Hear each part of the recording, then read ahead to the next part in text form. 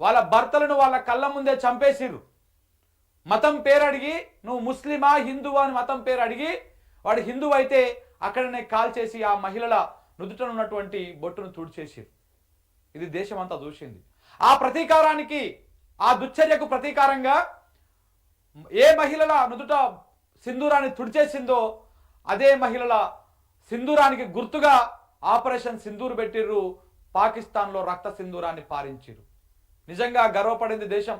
నిజంగా భారత పౌరులు మీరు ఆ పేరు పెట్టినందుకు ఆ ఆపరేషన్ స్టార్ట్ చేసినందుకు గర్వంగా తలెత్తుకున్నారు. కానీ మీరు ఏం చేసిరండి? పేరులో బాగుంది, ధీరత్వం ఉన్నది, పోరాటం ఉన్నది, ఆ పేరులో ఒక వైబ్రేషన్ ఉన్నది, ఆ పేరులో ఒక పోరాట తత్వం ఉన్నది, అంత మంచిగానే ఉన్నది. కానీ చివరికి ఆపరేషన్ సింధూర్ని అర్ధాంతరంగా ముగించాల్సినటువంటి నిలిపివేయాల్సినటువంటి అవసరం ఏమొచ్చింది అని ఇలా యావత్ దేశం అడుగుతా ఉంది. దానికి సమాధానం చెప్పాలి కదా ప్రధాని గారు, మీరు చెప్పాలి కదా. ఇంత గంభీరంగా చెప్తా ఉన్నారు కదా, మరి దానికి న్యాయం జరిగిందా? ఆ కుటుంబాలకు న్యాయం జరిగిందా?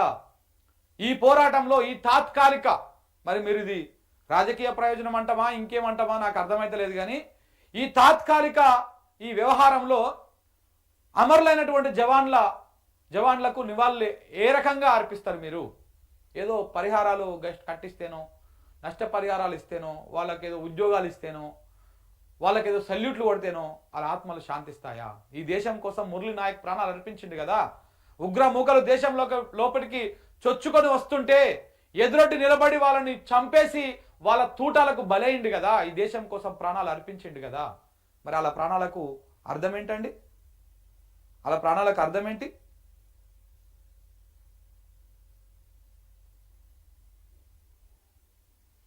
ఏంటి? ఎంతోమంది సివిలియన్స్ చచ్చిపోయారు, దానికి అర్థం ఏంటి? అసలు మీరు ఏ రకమైన ప్రతీకారం తీర్చుకున్నారు పాకిస్తాన్ మీద, ఉగ్రవాదం మీద? ఇలా చెప్తా ఉన్నారు, 100 మందిని ఉగ్రవాదులను అంతమొందించడం, వీళ్ళని వేసేసినాం, వాళ్ళని వేసేసినాం. అసలు నాకు అర్థం కాని విషయం ఏంటంటే, అది పెంచి పోషిస్తున్నటువంటి పాకిస్తాన్ని ఏర్పరేయకుండా ఇంకా జీతగాలను వేసేస్తే ఏమొస్తుంది? ఉగ్రవాదాన్ని పెంచి పోషించేది ఎవడు? పాకిస్తాన్ కదా. ఈ టెర్రరిస్టులు ఎవరు? జీతగాలు కదా పాకిస్తాన్కి. వాడు వేస్తున్న బిచ్చంతోనే కదా వాళ్ళు బతికేటిది. గాలని ఓనర్ని వేయాలి కదా ఫస్ట్ నువ్వు వేయాలనుకుంటే. ఇంకా జీతగాలను వేస్తే ఏమొస్తుంది? ఇలా అజర్ పోతే ఉగ్రవాది ఇంకో బెజర్గాడు వస్తాడు, ఇంకోడు వస్తాడు. ఉగ్రవాదాన్ని అంతమొందించాలంటే ఆ ఉగ్రవాదానికి ఫండింగ్ చేస్తున్నటువంటి, ఆ ఉగ్రవాదానికి స్థావరం కల్పిస్తున్నటువంటి పాకిస్తాన్ని కదా మనం దెబ్బ కొట్టాల్సింది. ఉగ్రవాదులను వేసేసినాం అని చెప్పేసి చేతులు దులుపుకుంటే ఎట్లా అండి?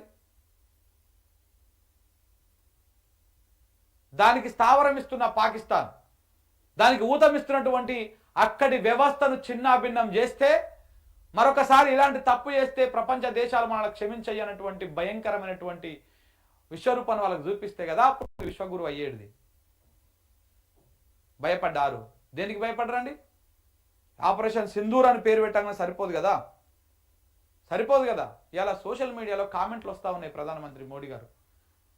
నిజంగా మిమ్మల్ని అంటుంటే బాధ అనిపిస్తుంది. ఇలా ట్రంప్ చెప్పగానే ఎందుకు విన్నాడు మోడీ అంటే ఈవీఎంలో స్కామ్ బయటకు పడుతుంది కావచ్చు విన్నాడు అని చెప్పేసి కొంతమంది కామెంట్లు పెడతా ఉన్నారు. బాధ అనిపిస్తుంది, నిజమేనేమో అని నమ్మాలనిపిస్తుంది. ట్రంప్ చెప్పగానే ఎందుకు విన్నాడు మోడీ అని చెప్పేసి కామెంట్లు పెడతా ఉంటే అదానిది అంబానీది ఏదో జుట్టు వాళ్ళ చేతిలో ఉంది, అందుకనే మన మోడీ ఇన్నడు కావచ్చు అని చెప్పేసి అంటుంటే బాధ అనిపిస్తుంది. చింతిస్తున్నాం. ఒక ఇద్దరు వ్యక్తుల కోసం, ఇద్దరి వ్యాపారవేత్తల కోసం దేశ ప్రయోజనాలను, దేశ ఆత్మగౌరవాన్ని తాకట్టు పెట్టేంత స్థాయికి దిగజారిపోతాడా మోడీ? అలాంటి వ్యక్తి కాదు కదా మోడీ అని చెప్పేసి బాధ అనిపిస్తూ ఉంది ఈ దేశానికి. ఆ విషయాన్ని గమనించుకోవాలి కదా, ఆ విషయం గురించి ఆలోచించాలి కదా. మాటల్లో ఉన్నంత గంభీరం చేతల్లో లేకపోతే ఎట్లా అండి? ఒక్కసారి ఇండియా యుద్ధాన్ని స్టార్ట్ చేస్తే ఏమవుతుందో పాకిస్తాన్కి గత అనుభవాలు ఉన్నాయి కదా. ఆ అనుభవాలల్లో మనం కొన్ని మిస్టేక్స్ చేసినాం. ఆ మిస్టేక్స్ చేయకుండా ఈసారి మీరు ముందుకు పోతే దేశం గర్వించేది కదా. ఈ విషయాలన్నీ మాట్లాడుకోవద్దా?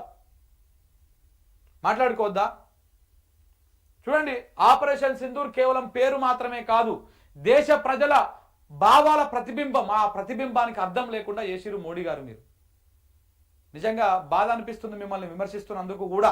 కొంతమంది మిత్రులు, చాలా మంది మిత్రులు నిన్న ఫోన్లు చేసి నేను ఒక 2-3 వీడియోలు చేస్తే, అన్న నువ్వు ఈ టైంలో జరా నువ్వు మోడీని వ్యతిరేకించకే, ఎందుకంటే దేశానికి ఈ టైంలో మోడీ లాంటి వాడు అవసరము, ఈ దేశాన్ని కాపాడుకోవాలి అని చెప్పేసి చాలామంది నేను నాకు ఫోన్లు చేసిరు. ఇతర దేశాల్లో ఉన్నటువంటి వాళ్ళు కూడా ఫోన్లు చేస్తే నేను కూడా అంటే ఇది మోడీ ఎందుకు స్టార్ట్ చేసిండు, ఎందుకు ఆపేసిండు, ఎవరికి అర్థం కానటువంటి అంశం లెక్కున్నది అని చెప్పేసి నేను కూడా కొంత